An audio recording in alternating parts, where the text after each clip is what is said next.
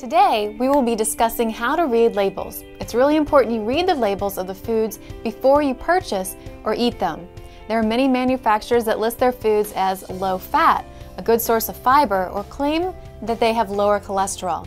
These statements don't give you all the information you need, so it's very important that you learn to read labels and make educated decisions on the foods you consume. Once you learn how to read the labels the right way, you have so much variety added into your TLS weight loss solution lifestyle. TLS focuses on low glycemic impact eating. This means by eating the right kinds of food, along with the right amounts of foods, your body will always be healthy and in a fat-burning mode instead of being in starvation mode and fat storage mode. Most people look at food labels. Unfortunately, they do not know what to look for. When surveyed, most people stated that they looked at the calories, fat, and carbohydrates on labels, yet they didn't know what the numbers on the label actually meant or how to choose one food over the other based on the particular label. We are going to teach you the correct way to read labels, so it isn't what you cannot eat with TLS, but what you can eat with TLS. There are certain areas on labels that you should pay attention to. These include the serving size, fat, carbohydrates, fiber, proteins, and ingredients. Let's tackle these one at a time, starting with serving size. Serving size is the recommended portion of food to be eaten. For example, the label may state that the food has 2.5 servings. If we eat the entire food, we just consumed 2.5 servings of that food instead of the single serving size. So essentially, that food should last for 2.5 servings, not the one like the way we eat. Now, just because the serving size may suggest that the food is 1 serving, make sure you pay attention to the remaining parts of the label too.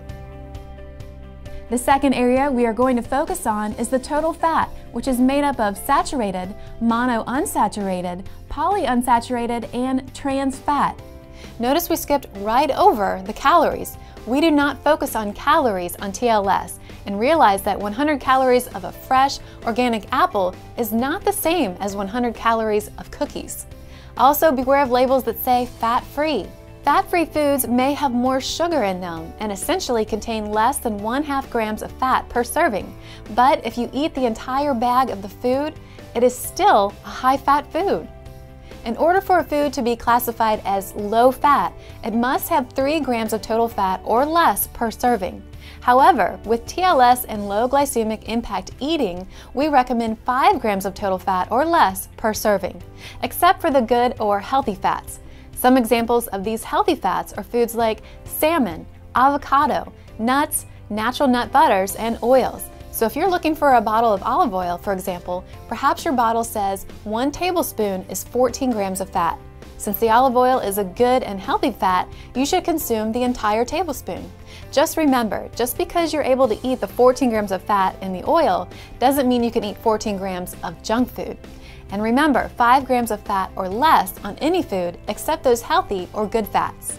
The third area we are going to discuss is total carbohydrates. Total carbohydrates are made up of fiber, sugar, and of course, the complex carbohydrates like breads, cereals, potatoes, and rice, to name a few, that are found in the food.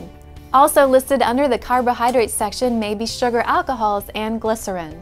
The fiber and sugar are listed separately as an indentation of the total carbohydrates, so it's easy to determine where most of the carbohydrates in the food are coming from.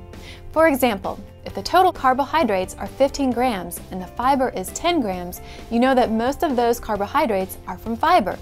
You may hear of something called net carbohydrates or impact carbohydrates. These net or impact carbs of a food are not always listed on the label, but they are easy to determine based on the information given on the label. In order to calculate these carbs, you simply take the total carbohydrates and subtract the fiber, sugar, alcohols, and glycerin. This will give you the impact carbs of the food. In other words, this will let you know how much of the carbohydrates you eat will impact your blood sugar levels. Ideally, you want to have the net carbs of the food you eat to be a single digit, So 0 to 9 is optimal, 10 or more is high. It is important to remember that not all food brands will list the sugar alcohols or glycerin on the label. Also keep in mind that most grain foods will rarely result in single net carbohydrate values. Many of the carbohydrates in foods like breads, pasta, potatoes, rice, dried beans, and other grains can slow weight loss, even if they have a great source of fiber. If your TLS plan allows you to eat low GI starches or grains, remember to consume only single serving sizes. Next, let's look at fiber. It's important that you are getting enough fiber, so make sure that the food you eat has at least 5 grams of fiber per serving. Unfortunately, most people eat less than 10 grams of fiber daily, while 25 grams or more of fiber per day is what is recommended for most adults. There are 2 types of fiber, soluble and insoluble. Both soluble and insoluble fibers are indigestible and therefore they are not absorbed into the bloodstream. Instead of being used for energy, fiber is excreted from our bodies. So there's a reason we don't need to eat a big bowl of fiber before exercise. It just leaves the body and doesn't provide us with energy. Soluble fiber forms a gel when mixed with liquid and typically is found in fruits, vegetables, dried beans, peas, and other sources. Insoluble fiber is gritty and passes through our intestines largely intact. Insoluble fiber accounts for 70% of the fiber in our diets and is found in whole grains, barley, couscous, carrots, cucumbers, celery, and other foods. TLS recommends that no matter what your meal plan is, you should consume at least 5 grams of fiber in a single serving. 3 or 4 grams per serving is okay, but less than 2 grams of fiber per serving will not contribute to your efforts. The 5th area to review on the label is the sugar. There are many forms of sugars. Some are natural sugars like fructose, which is the sugar found in fruits, and lactose, which is the sugar found in plain milk products. Others are the unhealthy sugars that are found in baked goods and other unhealthy foods. Our bodies need sugar. In fact, every cell requires it. However, many people choose the wrong kinds of sugar and consume too much of it. When looking at sugars on the label, remember to look for 5 grams of sugar or less per serving, except in dairy products. Dairy products, including milk, cheese, yogurt, and other forms of dairy, contain lactose. Since this is a natural sugar, it's okay to consume more than 5 grams. An example of this is milk. When picking up a gallon of low-fat milk, you would review the label as we mentioned, and you may notice 10 grams of sugar per 8 ounces. Since the sugar found in the milk is a natural sugar, the serving size you can consume is 8 ounces. However, perhaps you decide on a flavored yogurt. You may quickly find the sugar on that to be over 20 grams. It is fair to assume that the first 10 grams of that yogurt is the same natural sugar found in plain milk, but there's an additional 10 grams, which is too much sugar. The 6th area on a food label to review is the protein. Protein is important for metabolism and building muscle mass, which helps burn fat. TLS recommends 4 to 6 ounces of protein per serving for women at least 3 times a day and 6 to 8 ounces of protein per serving for men at least 3 times a day. In order to get these quantities of protein into your diet, it's important that you pay attention to the grams of protein listed on the label. 7 grams of protein will equal 1 ounce serving of protein. Let's say an egg has 7 grams of protein. In order to meet your protein requirement for breakfast, which should be about 4 to 8 ounces, depending on if you are a female or male, you would have to eat at least 4 egg whites, which would be 28 grams of protein. But instead of weighing your food or focusing on grams, TLS simplifies things. Hold out your hand, palm up. Your palm is a great measurement of a single serving of protein. Don't forget the side width of your palm also. Some good, lean sources of protein are lean meats, egg whites, and poultry. Many other foods have proteins also. Examples are things like yogurt, which is also a dairy product, nuts, which are also healthy fats, and beans, which are also low glycemic starches. When eating these or other types of protein, be sure that there is at least 5 grams or more of protein per serving. With TLS, the adage goes, protein and fiber with every meal makes losing weight no big deal. If you can eat a serving size of protein every time you eat, your body will stay satisfied longer and you will burn more calories. Let's now discuss the ingredient section. The less ingredients in the food, the better. And remember, the first ingredient listed on the label is often the ingredient that the food has the most of. So if you're picking up canned tuna, you would expect the first ingredient to be tuna. It is okay to have sugar in your food, but like we said earlier, there are many kinds of sugar. Apples or carrots contain natural sugar and often will not have a label on them. It's important that you make yourself familiar with the various forms of sugar and how they're listed on the label.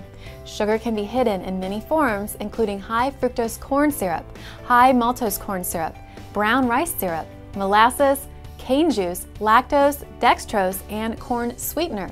A great rule of thumb is to avoid any label that has a sweetener of any kind in the first 5 ingredients. You also want to avoid any foods that have trans fats in them. You may see trans fats listed under total fats, but the ingredients section may tell the food contains partially hydrogenated oils or hydrogenated oils. Any hydrogenated or partially hydrogenated oil is a trans fat and should be avoided. You will also notice that we skipped over cholesterol and sodium on labels. It's not because they're not important, but when you're eating and following the label as we are suggesting with TLS, you will not find that the foods you're choosing have high cholesterol or sodium in them. Typically, sodium or salt is not the enemy. The issue with high sodium foods is that they're typically found in unhealthy, processed, canned foods or foods that require preserving. Unless your healthcare provider tells you to restrict the sodium or cholesterol in your food, following labels in the ways discussed is an effective way to eat. The percent daily values is another component listed on the label. The percent daily value is listed for each nutrient and is found in the right column on the label. These tell you what percentage of each nutrient the food provides if you are on a 2,000 calorie per day diet. In summary, reading labels is easy. Pay attention to the serving size, ingredient list, and keep the net carbs in the single digits. Also remember the fabulous 5s. As we at TLS like to call them, 5 grams of fat or less per serving, except the good fats. 5 grams of sugar or less per serving, except the natural dairy products, 5 grams of fiber or more per serving, and 5 grams of protein or more per serving. Also remember that pairing protein and fiber at every meal makes losing weight no big deal. Now that you know how to read labels, making healthy, tasty foods with tons of variety will help you reach your goals without boredom or plain foods.